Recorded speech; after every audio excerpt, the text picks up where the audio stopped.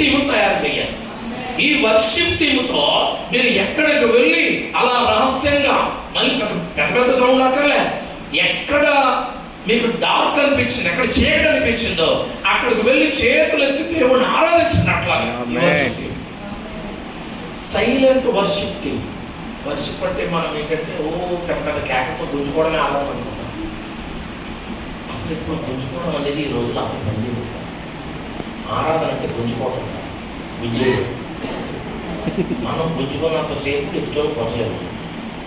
Worship అంటే silent worship. ఒక moment, సముద్ర తరంగాలు ఎలాగైతే సముద్ర తరంగాలు వెళ్తూ ఉంటాయో, సముద్రపు మధ్యలో ఉన్న కెరటం వేరు, సముద్రం చివర ఉన్న కెరటం వేరు. సముద్ర చివరి కెరటం మనిషిని జాడించుకుంటుందండి. సముద్రం మధ్యలో ఉన్న కెరటం సరదాగా ఉంటుందండి, అది చాలా హ్యాపీగా ఉంటుందండి. వర్షిప్ అంటే సముద్ర చివరిలో ఉన్నది ఏంటంటే ఇప్పుడు జరుగుతున్న వర్షిప్ అంటే జాడించుకోండి, చచ్చిపోతున్నారు అందరూ. కొంచెం ఆత్మలో లోతైన అనుభవాల్లోకి వెళ్తే, అంటే సముద్రము లోతుల్లోకి వెళ్ళినప్పుడు కెరటాలు ఉంటాయి కానీ అది చాలా ఆహ్లాదంగా ఉంటుంది. ఆత్మలో మనం కొంచెం లోతైన అనుభవాల్లోకి వెళ్తే మన వర్షిప్ మూమెంటే మారిపోతుంది. హల్లెలూయా. మరలా చెప్తున్నాను, సముద్రపు చివరి కెరటాలా ఉండకూడదు మన ఆరాధనలో, సముద్రపు మధ్యలో ఉన్న కెరటంలో ఉండాలి ఆరాధన. దేవుడికి స్తోత్రం చెప్పండి గట్టిగా. హల్లెలూయా. చాలా మూమెంట్గా ఉండాలి. దేవుడికి స్తోత్రం. చాలా అద్భుతమైనటువంటి రీతిలో ఒక వర్షిప్ టీమ్ తయారు చేయాలి. చాలా శ్రావ్యమైనటువంటి సంగీతంతో ఆరాధించాలి. ఎందుకంటే దెయ్యపు కోట గోడలు కూల్చేది అదే. వారు బోరలు కూదినప్పుడు ఏం కూలిపోయింది? ఎరుకో గోడలు కూరాయి. బోర శబ్దాలకి గోడలు కూరాయి.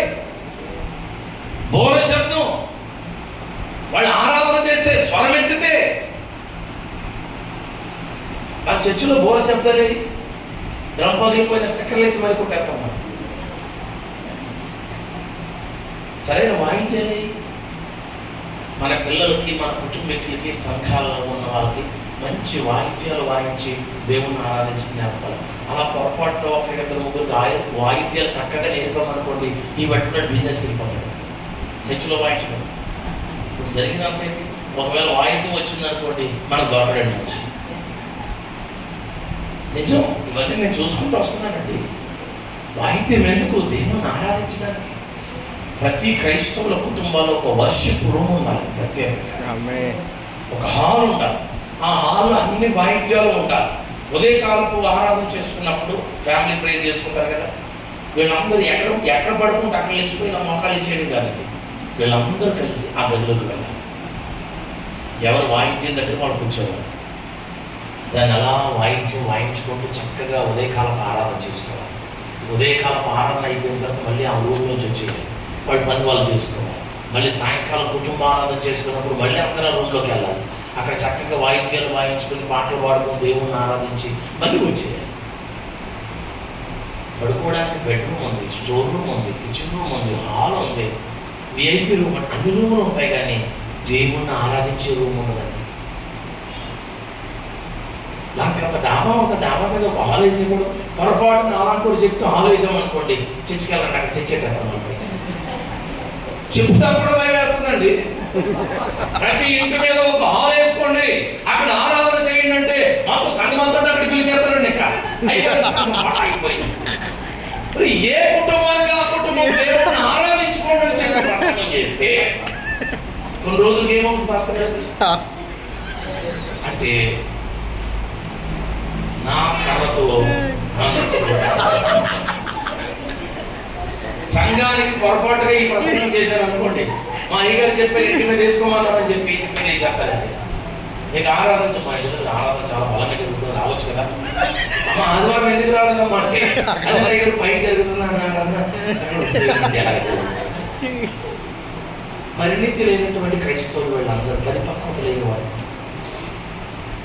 ప్రతి ఇంటిలో ఒక ఆరాధన చేసేటువంటి ఒక దళం తయారవ్వాలి. ఎవరికి వాడు దళం తయారవ్వాలని చెప్తుంటే అది అర్థం కాలేదు వాళ్ళకి. అంటే ఒక హాల్ వేసి 10 మంది కూడుకున్నట్టు సంఘం, అందరూ దృష్టిలో సంఘం సంఘం సంఘం సంఘం, బోధ బోధ బోధ.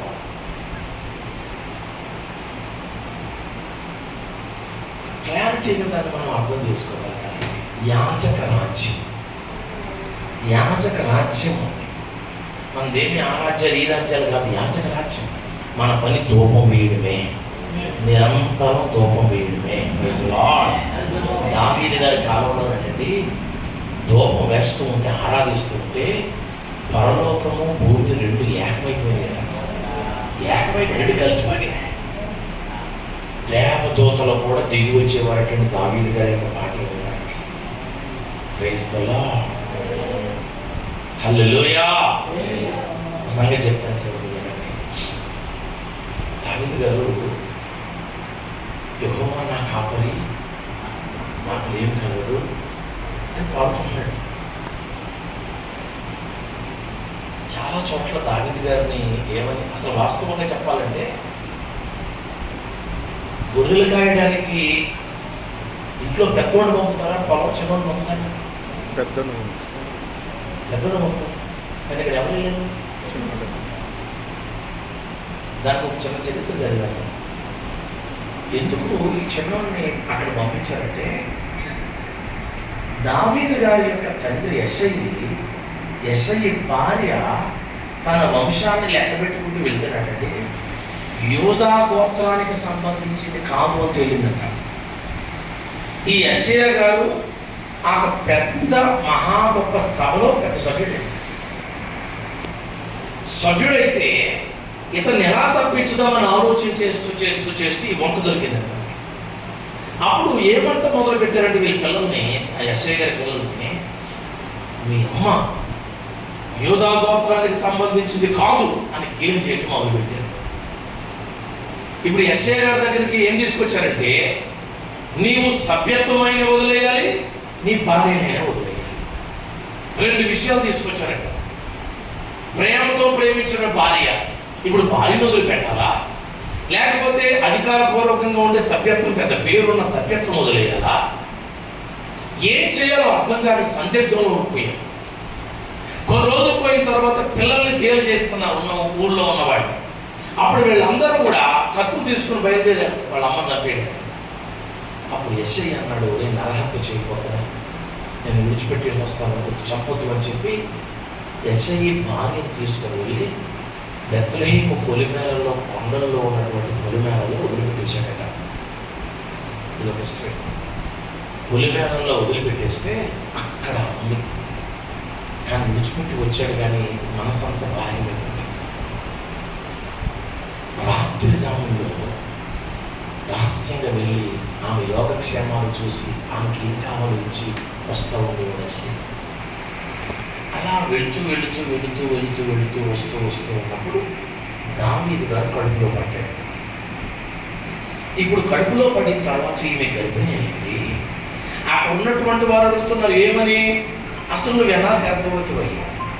ఇప్పుడు నా భర్త రాత్రి జాముల్లో వస్తున్నాడు, నాకు కావాల్సిన వాడిని ఇచ్చి వెళ్తున్నాడు, వస్తూ పోతా ఉన్నాడు అని చెబితే ఆయన అక్కడ సభ్యత్వం పోతుంది, ఇబ్బంది అవుతుంది. లేదు, నా భర్త రావట్లేదని చెబితే ఈమె మీద నింద పడుతుంది. ఆ నిందలు తెగమీగుకుంటూ, అందుకే దావీదు ఒకసారి అన్నాడు, పాపములోనే నా తల్లి నన్ను, పాపముతోనే కాదు పాపములోనే నా తల్లి నన్ను, అంటే ఆ భయంకరమైనటువంటి పరిస్థితుల మధ్యలోనే నా తల్లి నన్ను గర్భమును ధరించాను. అలా చెప్పలేక ఇలా చెప్పలేక సందిగ్ధ పడిపోతున్నటువంటి తరుణంలో దావీదు గర్భంలో పడ్డాడు, ఎదిగాడు, పెద్దవాడు. ఎదిగిన తర్వాత పుట్టాడు. పుట్టిన తర్వాత కబురు తెలిసిపోయింది. అప్పుడు మళ్ళీ అంటారట, మీ అమ్మ బ్రతికే ఉందరా, మీకు తమ్ముడు పుట్టాడు అంటారా అని చెప్పి వీళ్ళని గేలు చేయటం మొదలు పెడితే అప్పుడు మళ్ళీ వీళ్ళని కత్తులు తీసుకుని తల్లిని తమ్ముడిని చంపేయడానికి బయలుదేరాడు. అప్పుడు యెషయా అన్నాడు, నరహత్య చేయకూడదు, చంపకూడదు, వాడికి వాడే చచ్చిపోయినట్టు చేద్దాం. ఏం లేదు, వాడికి 4 గొర్రెలు ఇచ్చి అరణ్యంలో వదిలిపెట్టేస్తే గొర్రెలు తినడానికి తోడేలు వస్తాయి. ఆ తోడేలు గొర్రెలతో పాటు వీడిని కూడా తినేస్తాయి. మీ మీద నేరం ఉండదు అని చెప్పి ఆయనకి 4 గొర్రెలు అని చెప్పేసి కొంచెం ఎదిగిన తర్వాత దావీదుని అరణ్యంలోకి పంపించేశారట. అప్పుడు ఇతడు అరణ్యంలోకి వెళ్ళిపోతున్నప్పుడు వాళ్ళ అమ్మ నేర్పించిన ఒక పాట, బాబు ఈ పరిస్థితుల మధ్యలో యెహోవాయే నీకు కాపరి అన్నాడు. ఆ పాట వాళ్ళ అమ్మ నేర్పించింది అక్కడికి. యెహోవాయే నీకు కాపరి అని చెప్తే అప్పుడు వెళ్ళి యెహోవా నా కాపరి, ఇక నాకు లేని కలగదు. హల్లెలూయా. వాళ్ళ అమ్మ నేర్పించింది, పంపించింది. ఇక పాడుకోవటం మొదలుపెట్టాడు. తోడేళ్ళు వచ్చినాయి, ఏమీ చేయలేకపోయాయి.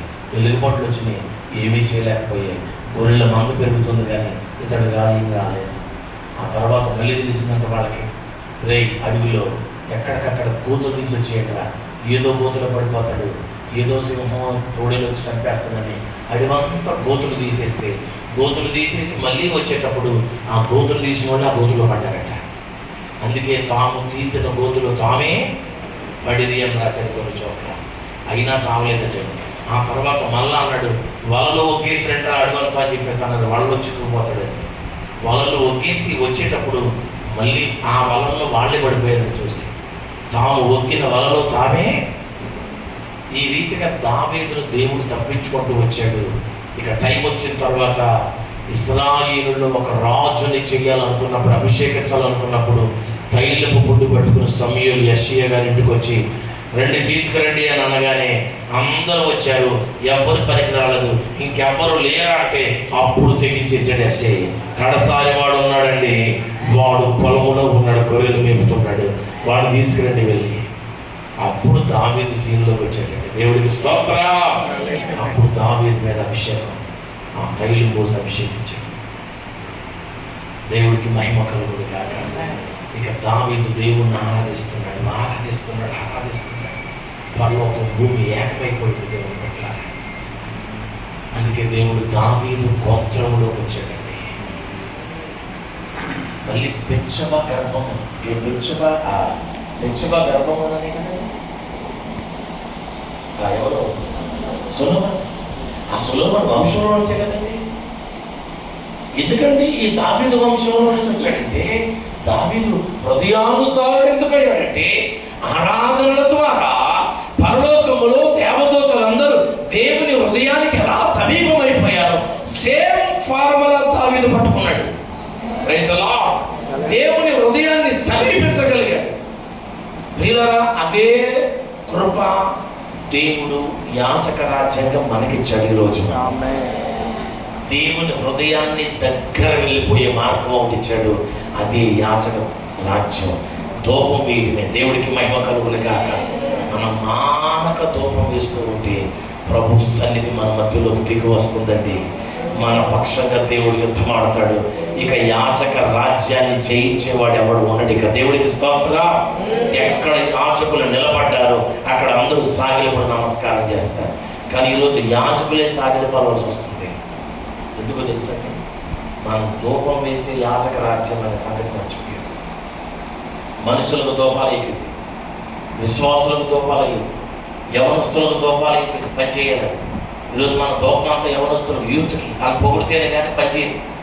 యూత్కి దూపం వేస్తున్నాం, స్త్రీలకు దూపం వేస్తున్నాం, స్త్రీల సమాజానికి దూపం వేస్తున్నాం, పెద్దలకు దూపం వేస్తున్నాం. పెద్దలకు దూపం వేస్తేనే కానీ లెక్కట్టడు. ఏమంటే ఇంకా రాజకీయ నాయకులకు దూపం వేస్తున్నాం, చర్చికి స్థలం ఇచ్చిన వాళ్ళకి దూపం వేస్తున్నాం, చర్చిలో వస్తువులు ఇచ్చిన వాళ్ళకి దూపం వేస్తున్నాం, ఏమంటే ఆ వస్తువుల మీద పేరు రాసిన వాళ్ళకి దూపం వేస్తున్నాం. ఇక లెక్క పెట్టుకుంటూ పోతే వంట వండినోడికి దూపం, కాయగూరలు పంపినోడికి దూపం. ఇక దూపాలన్నీ ఎవరికండి? యాజకులారా, మన జీవితం అంతా ఎవరిని పోగొట్టడానికి సరిపోతుంది.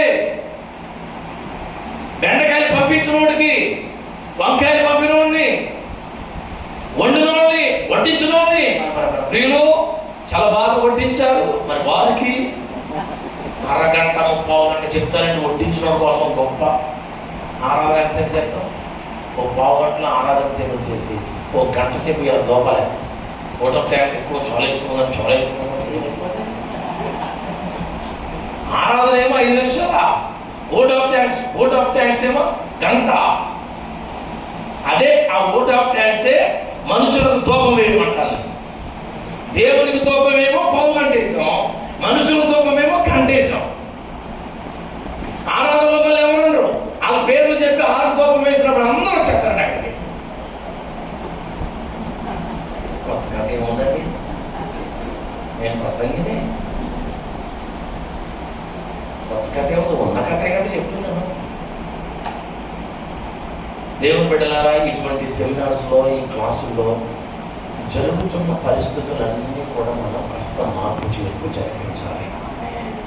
జరుగుతున్న వాటన్నిటిని మనం చెప్పుకొని ఏదో బాధపడటమో లేకపోతే ఏదో అవ్వడమో అలా కాలం గడిపేది. కానీ ఎక్కడ సరి చేయాలి, లోటు ఎక్కడ జరిగింది, పొరపాటు ఎక్కడ జరిగింది, అసలు వాక్యం ఏం చెప్తుంది, ప్రభు చెప్పినటువంటి లేఖనం ఏంటి, నేను ఏ యాచకులు అయి ఉన్నాను. మనదందరిది ఒకే రాజ్యం, యాచక రాజ్యం. దేవునికి తూపం వేసేవాడు. దేవుడికి మహిమ కలుగును గాక. అందరూ లేచి